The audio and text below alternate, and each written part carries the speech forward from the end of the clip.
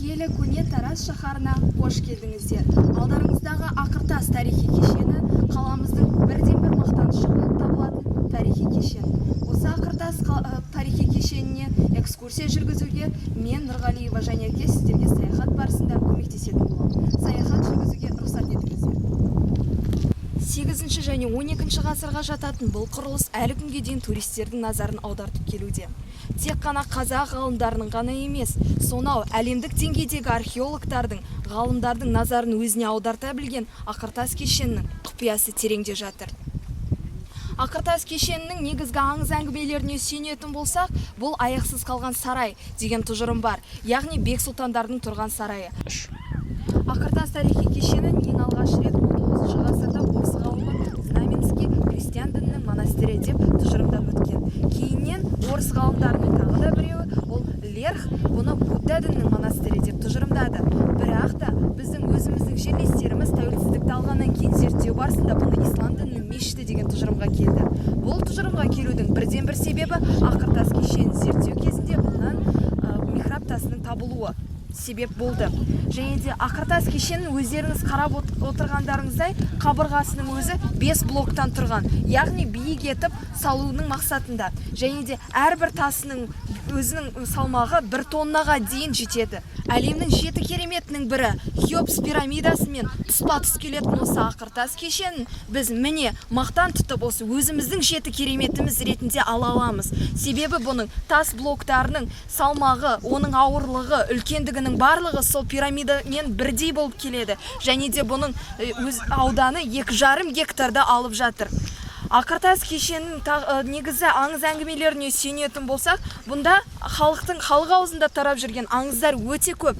Және де бұл жерді Темекент қаласының маңында орналасқан дегенде бар. Бірақ тарихи деректерге сүйенетін болсақ, Ақыртасты ертедегі үйсіндердің билеушісі Күнбиі Елжау биге тиесілі болған деген тұжырымдар бар. Ал енді Ақыртастың өзінің кірер берісіне қарай өтсек.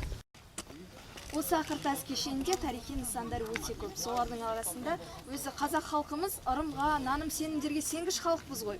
Соның ішінде қазір қарап өтетін болсақ, осы наным сенімге балайтын энергетикалық орын деп есептейтін туристердің осындай жақсы көретін орындарының бірі қазір Жүрек тас деген секілді тастардың жанына барамыз.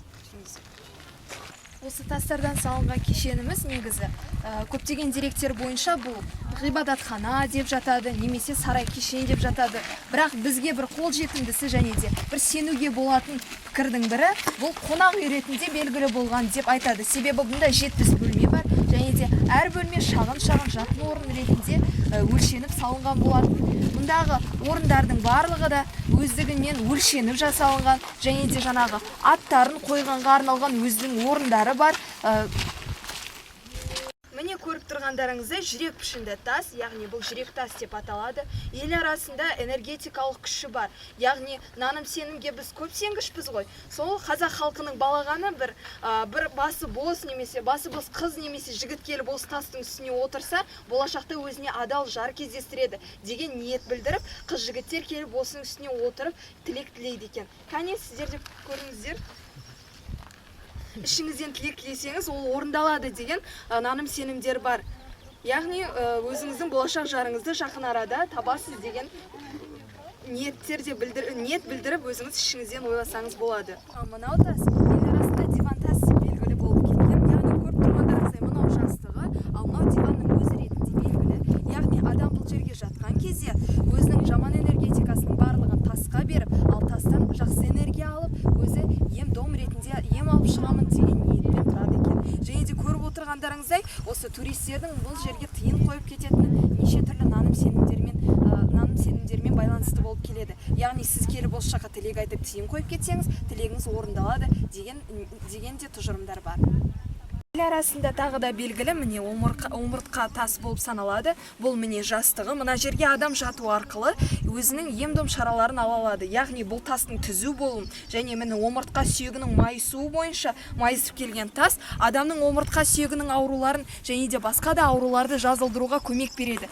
Және де дәл осындай наным сенімдерге сүйене келетін болсақ, тағы да бір ем шарасын жүргізуге арналған тас, ол міне көріп тұрғандарыңыздай бауыр тасы болып саналады. Бұл жерге барып отырған адам өз өзінің бауыр ауруларын жазып, өзіне жаңадан күш алып, ем алып, жаңағы барлық жаман энергетикаларын осы тастың бетіне тастап, жақсы энергия алып өтеді деген наным сенімдер турист арасында өте көп тараған.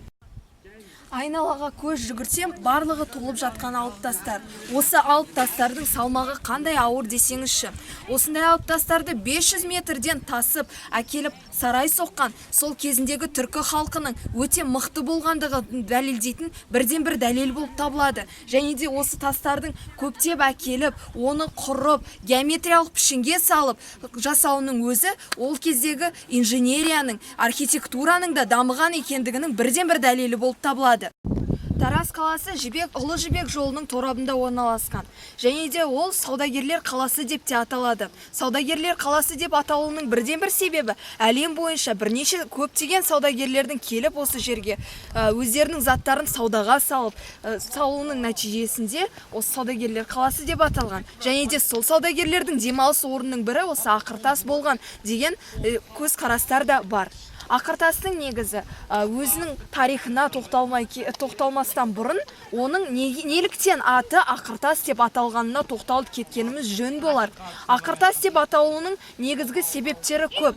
Солардың бірі анау жылқының су ішетін тақырына байланысты. Яғни бұл жерде сол жылқы малының су ішетін тақырының пішініндегідей тастардың көп табылуының нәтижесінде бұл жерді Ақыртас деп атаған. Немесе адамдар осы жерге келіп өмірінің соңғы күндерін өткізіп, сондықтан да өмірінің соңғы күндерін өткізу нәтижесінде бұны ақырғы кезең, Ақыртас, ақырғы күнім деп атап өткен болатын. Сондықтан да бұл жерді Ақыртас деп атаған.